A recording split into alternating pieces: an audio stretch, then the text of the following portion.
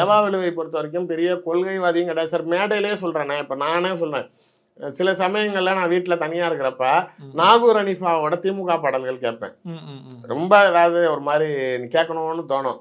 அந்த ஓடி வருகிறான், உதயசூரியன், கலைஞருடைய பாடல்கள் அது மாதிரி நிறையா இருக்கும். கள்ளக்குடி கண்ட கருணாநிதி நாடகம் அதெல்லாம் பாட்டு கேட்பேன்ல.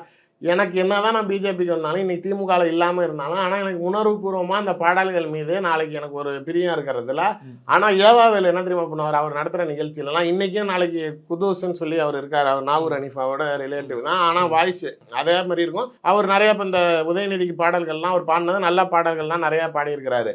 எல்லாம் அந்த காலத்தில் கலைஞர் இருக்கிறப்ப, கலைஞர் ஏறுறதுக்கு முன்னாடி அந்த கட்சி மேடைகளில் இவங்க தான் பாட்டு பாடணும். அந்த பாட்டு பாடுறப்ப கலைஞர் வராருன்னா அவர் உடனே ஓடி வரி ஆரம்பிச்சிருவாரு. அப்பதான் எல்லாருக்கும் கீழே இருக்கவனுக்கு தெரிஞ்சிடும் கலைஞர் வந்துட்டாருப்பா அப்படின்னு. அந்த இதை பிரேக் பண்ணது நாளைக்கு இவர் தான் ஏவாவேலு. என்னன்னா சினிமா பாடகர்களை கூட்டிட்டு வந்து சினிமா டியூன்ல ஸ்டாலினுக்கு பாட்டு எழுது, உதயநிதிக்கு பாட்டு எழுதுன்னு சொல்லி, அதாவது சினிமாக்காரன் காட்டுறது கட்சியோடைய கொள்கை. இப்ப இன்னைக்கும் விஜய் நாளைக்கு கட்சி ஆரம்பிச்சதுக்கு அப்புறம் சினிமா பாடல்களை வச்சுக்கிட்டா கட்சி நடத்துறான்.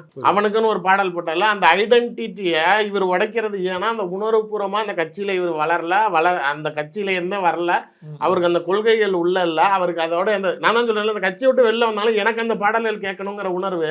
அந்த கட்சியில பெரிய பதவியில இருக்க, ஆனா நீ அந்த பாடலை அழிக்கணுங்கிற இடத்துல இருக்க. ஏன்னா உடம்புல நாளைக்கு திமுக ரத்தம் இல்ல.